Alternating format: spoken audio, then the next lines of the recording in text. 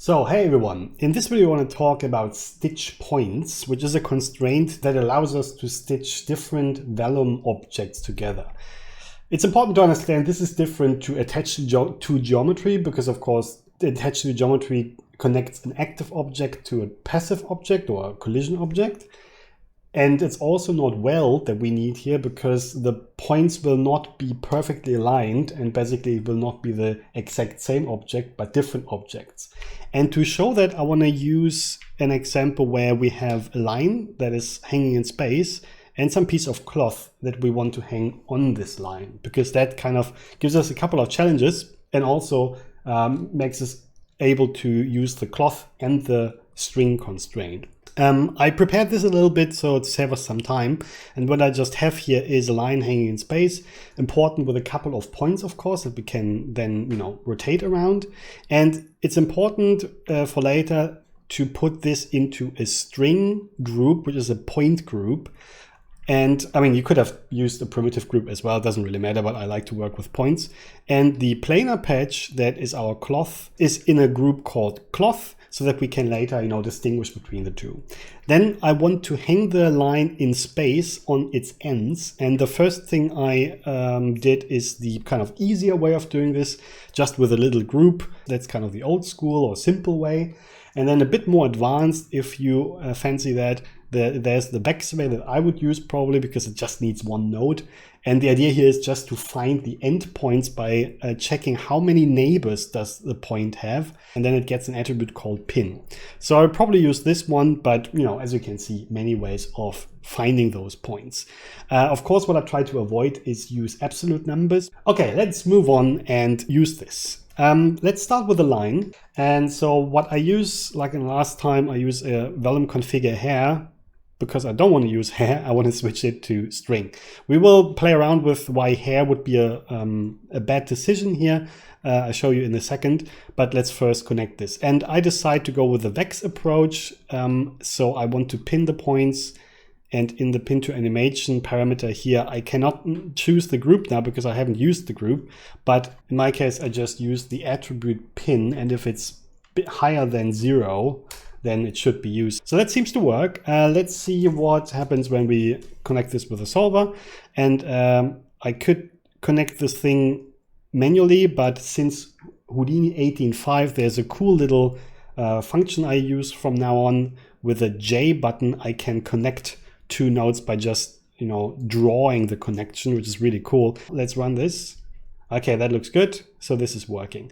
Really quickly, what would happen if I would have used a hair constraint? I think you should know the answer by now. You get a little bit of a problem here at the ends because there's some kind of stiffness between the points from the fact that hair constraints have internal orientations that are calculated.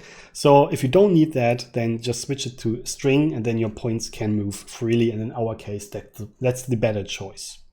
Okay, so let's move on. We also want to have our cloth here in our scene. So let's create another cloth constraint.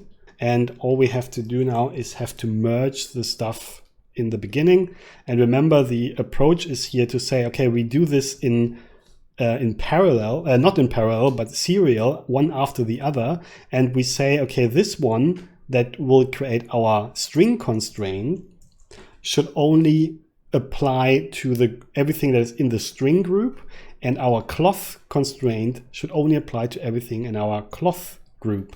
And now what we should see is at least some kind of reaction. And before we move on, let's make sure we have a ground plane, because of course we know what will happen.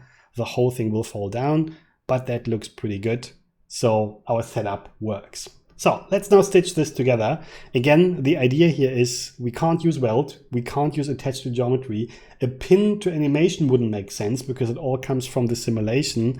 And this is why we look at the next way of putting stuff together or connecting things together.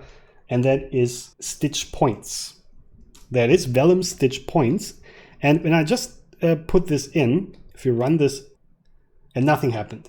And the reason is that we have to configure the stitch point and have to tell him what he's supposed to stitch together. And you work with groups here. So what you first thing you can do is switch the groups we want to points. Again, we could have worked with primitives, but I wanted to show you that we can work with points and primitive groups. But when you work with point groups, you have to change the group type. And here we can just choose what should be connected with what. And it depends a little bit on your case. Sometimes it doesn't really matter if we, in this case, connect the cloth to the string or the string to the cloth. Shouldn't make a big difference, but sometimes it's worth thinking about, or at least play around with this. So in this case, what we want to do is we want to connect the cloth with a string. The cloth is basically following the string, therefore we connect the cloth with a string. That's kind of the logic behind it. So when we look through this now, what we can see is, and let me quickly take this away and put it back in so that you can see it. As soon as we put in the groups, you can see, just like with the attached to geometry before, every point on our cloth is actually now looking for the closest point on our string here. And this would totally work, but we have the same problem with attached to geometry, because when we run this now, it's way too stiff, because what just happens, as we have seen, every single point is now connected to the string, which is not what we want. We only want them to be connected at the top. And let's exactly like in attached to geometry, we can limit that quite easily with a max distance function that we just have to dial up a little bit, and then you can see all the points find the nearest points in this area. So let's have a look at how this looks like. And at least they are connected. It looks a bit weird, and we will talk about this, of course, but at least it works. Now, before we talk about the behavior of the whole thing, let's talk a bit more about the connection here. If we look at the geometry here, you can see it's a bit jaggy, it's a bit kind of weirdly deforming. And we might not see that from far away, but this is something worth talking about now. It has to do with the connection we did in the beginning. So here you can see it. So let's have a look at our constraints that come out of this. For example, by just creating a null. And the problem comes from the fact that our points are kind of weirdly connected to our string. And this happened here at the Vellum stitch. And the problem is, and sometimes you can see this problem way more, that every point is only connected to another point. And this creates kind of weird connections, because look at this. This point is connected to this one. The next one is connected to this one. Theoretically, what you would like to have is that, they are connected to the closest point on the surface. And also, what is this? This guy shouldn't actually be connected. To be fair, this is easy to fix.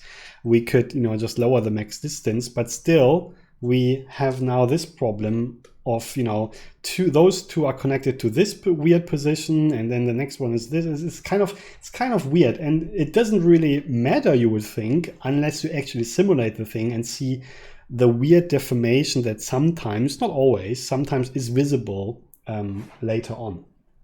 So how do we solve this? This is actually quite important, because you can switch this in the Vellum stitch. You can make this a bit more elegant. And here under the groups that we connect, there is the closest point part. And here's an important button that is off by default for some reason. Use closest location on primitive. And if I turn this on, you just saw it for a second. What this does, actually, it doesn't look for the closest point on the string, but now every point looks for the closest position on the primitive, so on the curve. And this, as you can see, allows us to be more independent of the resolution of our objects. We can just kind of just follow the resolution that our main, let's call it, object has, and then the connection will follow that, independent of the resolution of the second object, which is very often very important. So let's see how this looks. And it shouldn't overall look different when it comes to, the overall behavior isn't different, but just the connection is a bit nicer. It depends on your case. In this case, it's not super important, but just keep that in mind. Now, let's make it a little bit more interesting. First of all, let's take the ground out. And let's see what happens. It falls deeper. And this is a problem we have to talk about, this super kind of bendiness that comes with it. What you can see that it worked, that's nice, but we have to solve this. The problem here is twofold. One, of course, what we could try is in the string, we could make the whole stretch stiffness higher. And this is something we can totally do, even though it is already quite high. So let's increase that by 100. And as you can see, it doesn't really help. If something like that happens, usually what we do is we increase the substeps, of course, because that just means our constraints will be calculated more often, and that should actually help us. Let's see if that helped. Of course, it makes it slower, and it definitely did help. So this is one option you have of doing this. You can just make sure that you have more substeps. Actually, maybe 3 would have been enough as well, so that the settings that you put in are calculated more often and more rigidly. That said, this is not the only way of doing this. We could, before we move on, let's actually change the stretch stiffness again, because it's a bit weird. Yeah, this could be okay. But what you also can see, the whole thing becomes very stiff, way stiffer than we might want this to be. Well, first of all, what we can do is we can go into the cloth and make sure that our bend stiffness is lower, because the default is still a little bit too high. So go a bit lower with this, and hopefully we should get a bit more movement. And you can see we get more folds, which I find a bit nicer. So that's usually something I do with cloth anyway. I'm lowering the bend stiffness. But it still doesn't really help. So what can we do here? One thing you have to keep in mind is that when we talk about two objects that interact with each other, not only when they impact, and we've seen that before with the ball that falls through our cloth, there it's a clear impact, and of course we learned that mass plays a role. But mass also plays a role when we talk about stuff that is connected. So what we want to do here now is that the cloth is less strongly pulling on our string. And this has not really anything to do with the properties of our string, nor with the properties of our cloth. This has to do with the energy distribution between the two. You could call it, the weight of things if you want, but it's the same logic as we've seen before. Distribution of energy is always controlled by mass. So let's adjust this. And the good thing is, as we know, in the properties, there is already a function for that up here where we can also control the thickness. So let's show the thickness, by the way, by just clicking visualize thickness. And this is okay. We should have looked at it earlier, but this is fine. And what we can also change is the density. So let's actually make sure that the distribution is different, because what you can see right now is that the density of our cloth is 0.1 and the density of our rope here is 0.01. So the cloth has a way higher mass and therefore has a higher kind of priority in the calculation, if you will. So let's turn this around and say that the string has a mass of 0.1 and the cloth has a mass of 0.01, so that the string has the higher mass. And actually let's reset the substeps, because it will work even with lower substeps. And what you can see now is that our behavior changed completely, because the cloth is not anymore the main pulling object, but kind of flaps around on the relatively strong rope. So from all the things we've learned, even mass plays a big role in our setup here. And you can see it might be a little bit too jiggly now, but you can clearly see just changing the mass changes how the energy is distributed. Now let's make this a bit more interesting and make it like less bouncy by adding a little bit of a pop force here, so that we have some wind. And the wind, of course, has to be, if my head wouldn't be in the way, in the direction of positive Z. So let's do this. And of course, we add a little bit of turbulence, because otherwise the whole thing looks boring. And let's see if that helped. Yeah, not too bad. Let's make it a bit stronger, the wind, with 3, maybe 5. Let's rewind. Yeah, that's not too bad. And maybe a little bit more turbulence is something we can afford here. To my surprise, even much more. Maybe we lower the swirl size a little bit. Yeah, something like this. So what I want is, a little bit of cloth hanging in the wind and flapping.